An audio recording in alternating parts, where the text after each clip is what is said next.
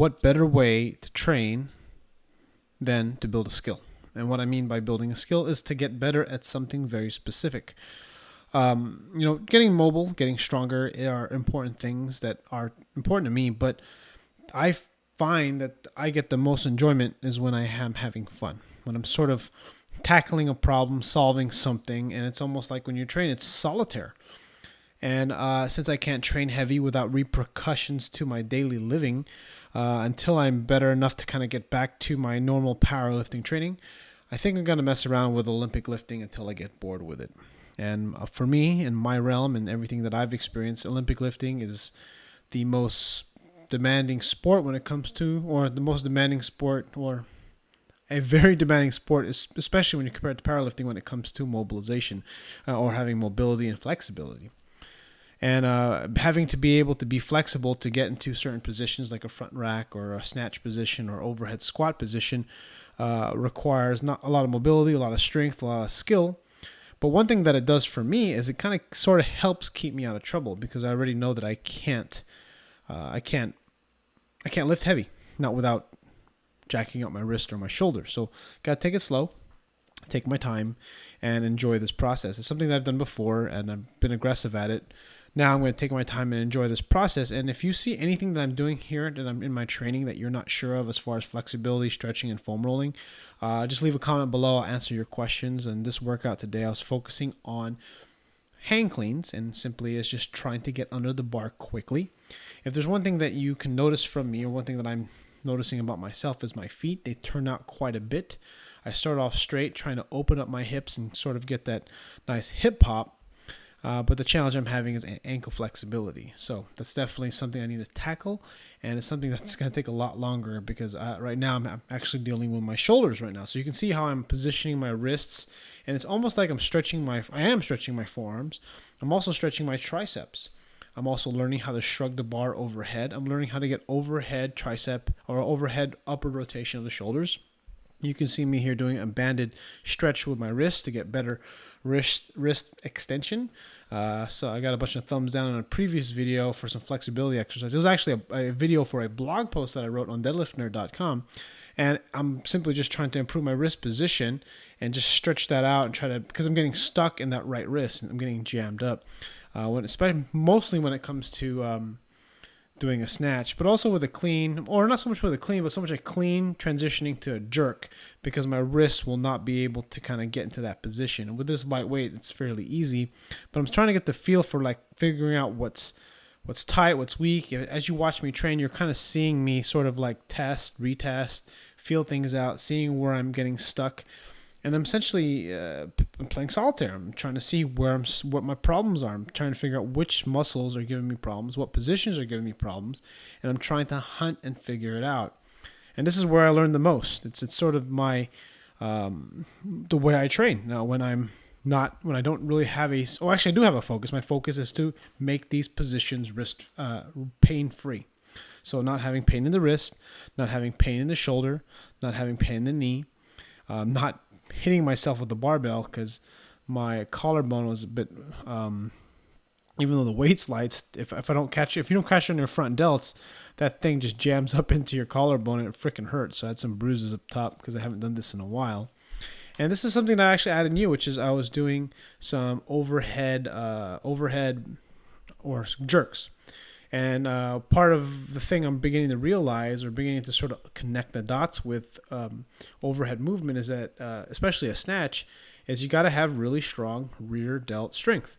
Of course, you need flexible lats. Of course, you need to see me rolling out my tricep here, trying to break up that long head. If you turn the elbow inwards more, you get more of the long head, but you want to get everything. So you can see me, I try to dig right in. I'll tippy toe so I can put more weight into my tricep, so that way when I put my hand overhead, my tricep can extend better. I get better shoulder flexion, hand over head position.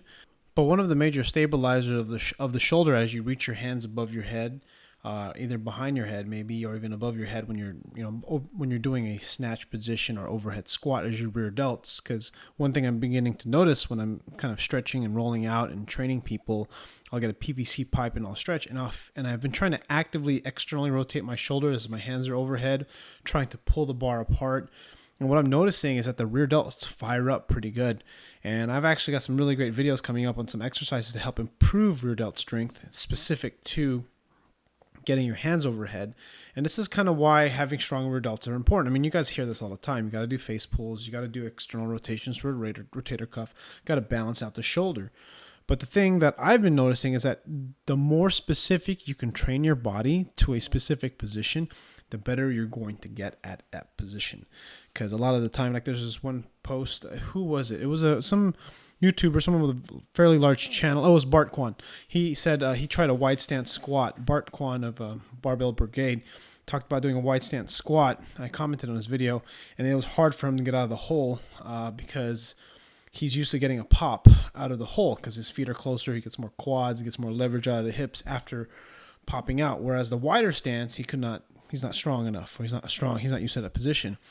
And I've experienced this. I've gotten better at wide stance squats. I'm nowhere near as strong as Bart though. But one of the things I do notice when it comes to the wide stance squats is that it requires a lot of adductor strength and flexibility. And a lot of the time, like so just say for example, sumo deadlift, right?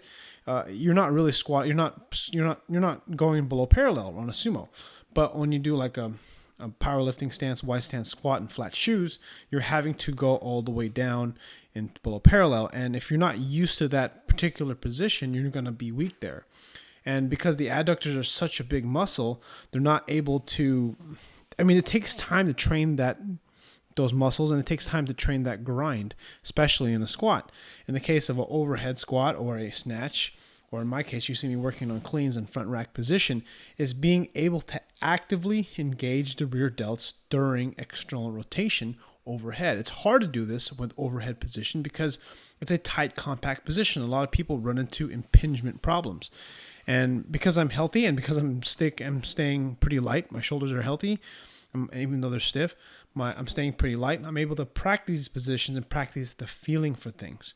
If I can, probably work myself up to overhead pressing 185 or even 200 pounds maybe, but I'm going to be sacrificing a lot because of not having the strength for full range of motion. And so I'll be kind of causing little accidents or car accidents in my joints, which over time, which will probably give me problems, but I'll be very, very strong. So what I'm doing, as you can see in my training, is I'm working on the skill of the position, working on the skills of the movement, in this case the clean and front rack position and the jerk, but I'm also trying to find out where I'm stuck, where my issues are, trying to figure out kind of what I'm having trouble with, and then working on those issues, not just in this training session, but also during the week. And I'm also doing it in training session to see if it's actually making a difference, because that's important. There's so many stretching stuff that I've taught you guys, so much rolling stuff and so much stuff you see online that, it kind of makes you wonder if any of it works. And you won't know until you actually test enough. And that's kind of why, for me, I'm not even sure if it's working properly. So what I have to do is I'm testing during my workouts. And that way I can solidify what I'm doing is not a waste of time. All right. Hope you enjoyed my message. Hope you enjoyed my talk. Leave a comment below if you want me to talk about something else.